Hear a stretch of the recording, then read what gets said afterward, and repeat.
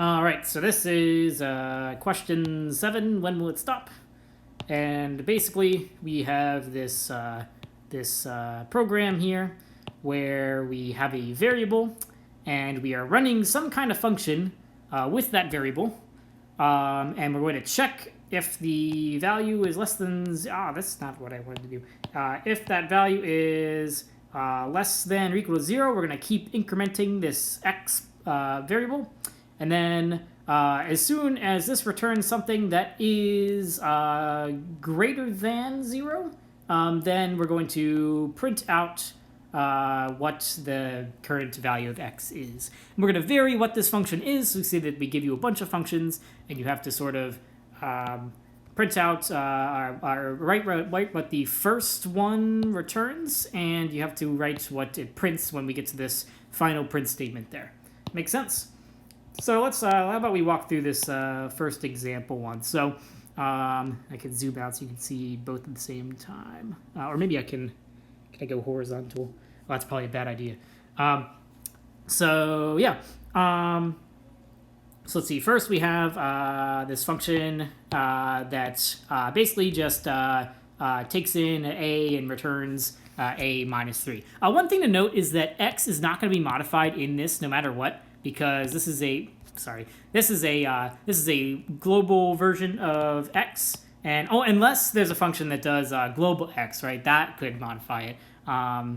Yeah, but I don't think any of these do have a global x. So actually, I think we're fine with that. So that's one thing you just check real quick. You could say, will this actually be modified at all? Well, I don't see any global x's, so we're probably fine.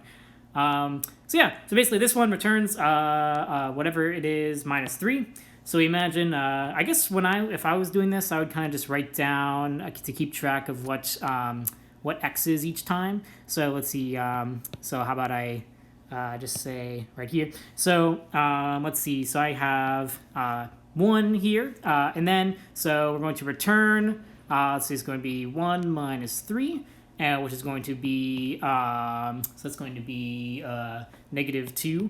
And so we want to write down what the first one returns, so you write negative 2 right there. So there's our negative 2. And then, so is that less than 0? It is. So we're going to keep going. We're going to keep going through this while loop. So we did add 1 to this x. So I'm going to maybe cross this out and say that this is now 2. So now I'm going to say, okay, so now we're going to do 2 minus 3. So that's going to be negative 1. Negative 1 is less than or equal to 0. So we're going to add 1 to our x. It's going to be 3. And then, so now we're going to do 3 minus 3 equals 0. And 0 is less than or equal to 0. So we're going to add 1 to our x. So we're going to say that this is now 4. And then we're going to do 4 minus 3. That's going to equal 1. 1 is not less than or equal to 0. So we just break out of this while loop and come straight to this print statement. So we're going to print out the current value of x, which is 4. So then we print out our 4. Yes, cool. All right, so now we're going to go on to the next one. So now we have a function where we're going to return negative 1 over a. Now, one thing you could just kind of notice off the bat is that, remember, we're going to run this until it returns something that is basically positive, like anything that's greater than 0. But negative 1 divided by something can only be positive if this is also negative, right?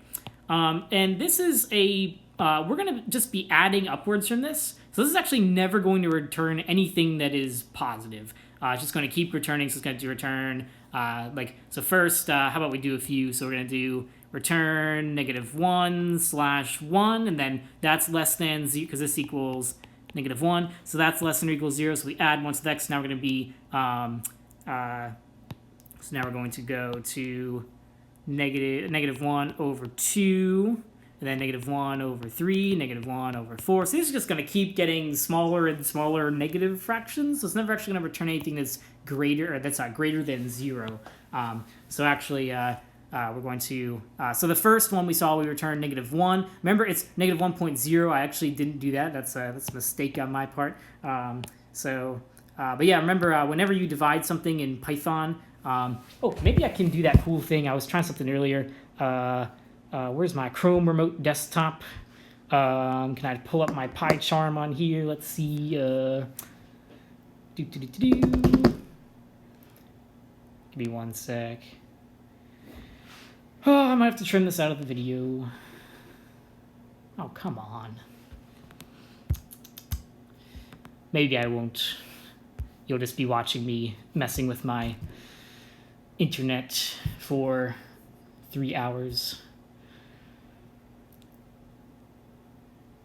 Ooh, you know what I can do? Do I have it on here? Dang it. Okay, I'm just kidding. Okay, I changed it to 111111, so you won't see my passcode. Cool. All right, now you can see my PyCharm. Cool. So yeah, remember that whenever we print anything, like 5 divided by 9 or something, we're always going to get decimals. Even if it's a normal division, 5 over 1 is still going to be 5.0, or like 10 over 2 is going to be 5.0. If you want it to be, that's why like when you float, just kidding. I was thinking like if you stirred this and then tried to take the int of this would give us an error, right? Because like you can't do ints of decimals. Yeah, that's kind of off topic. Maybe I could show it in the little console thing. Well, I think you get the point. Yeah, I was gonna do like you can do. I always like to test things out in here. So this gives me 4.0, even though it's even fraction. Yeah. So that was a long tangent. Let's go back. So yeah, we got negative 1.0 for the first print, and it never prints. So you write never prints for that one. Yeah, I think that makes sense. So now we're going to go to the next one.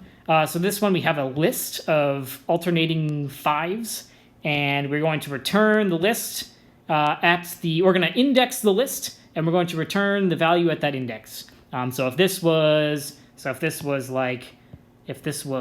3, then we return 0, 1, 2, 3. We would return negative 5 for that one. All right, so let's give this a shot. So let's see. So we have. How about we keep track of our x again? This one isn't as quick as the last one. So let's see. We have 1. So we're going to do f of 1. So now we're going to come in here. Let's say this is 1. I know you don't get different colors on the exam, but you can kind of just erase and rewrite, I guess. So yeah, so this is 1. So we're going to return 0, 1. So we're going to return. So I'm going to write down like I was over here. So this is going to be 1 is going to return. We're going to return negative 5, right?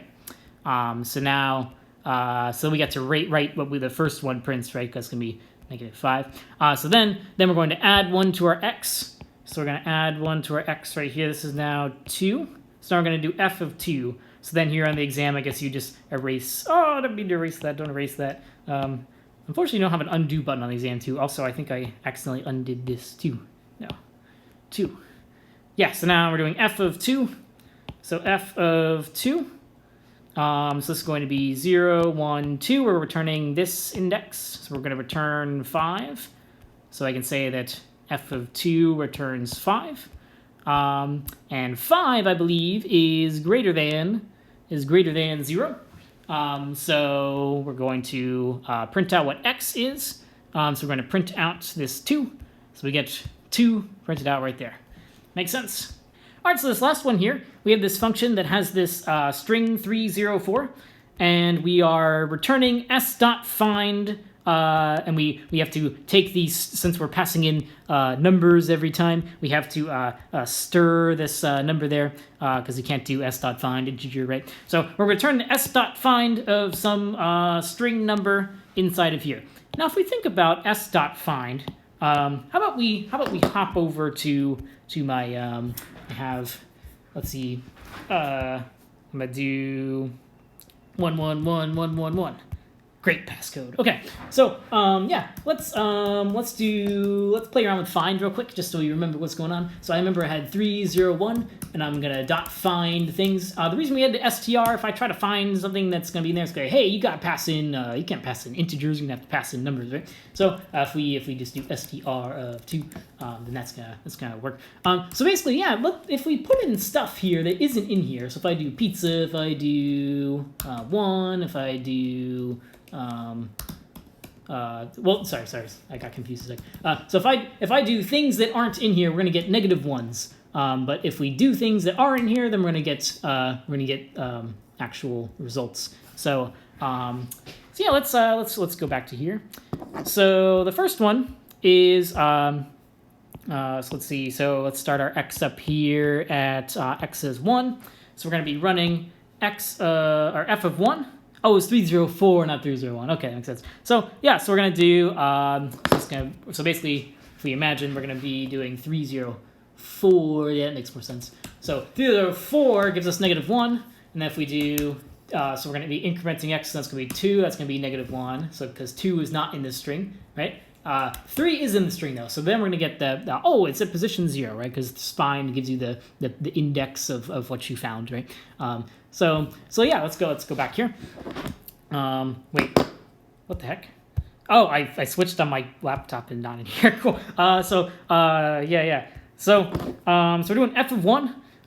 So what index is 1 in this string? Well, it's not in there, right? So we're gonna return -1 first. So we get to write down our first return -1. And then, so we're going to increment x. So now x is going to be 2. So now we're doing f of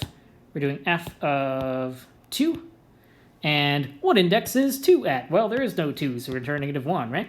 So now we're going to increment x again. So this is going to be 3. So now we're doing f of 3. Sorry, f of 3. So what index is 3 at? Oh, well, let's see. We have 0, 1, 2. So 3 is at index 0. Remember, find who does the first one, I think. Just as a side note, if I did, as a little side note, if I had a bunch of 3s here, that would return 0 because it returns the first one. If I make this 1, that's going to give me 1 because the first one is at index 1. Cool. Actually, another tip, you could do rfind, and that goes from the right side. And that will say, oh, the first one from the right is at 0, 1, 2, 0, 1, 2, 3. Fun tips. Yeah, so basically, so now we're going to return. We're going to return, so we found, we did f of 3. We do s.find 3. That is at position 0, so we're going to return 0. So 0 is not less than or equal to 0. So actually, we're going to have to go again. So I thought that was the last one. So now we're going to go to 4. So now we're going to do, I bet this paper is, you know when you erase a whole bunch of times and the paper gets like really weary? So at this point, you'd have like a hole in your paper here. So I'm going to do f of 4. Where is 4 at? Oh, well, let's see. We have 0, 1, and 2. And it looks like 4 is at index 2. So we're going to return 2. Is 2 less than or equal to 0? Yes, it is. So now we're going to stop. We're going to print out what x is. X is 4. So we print out 4. All right, that was a lot. If you have any questions, put them in the comments. Good luck.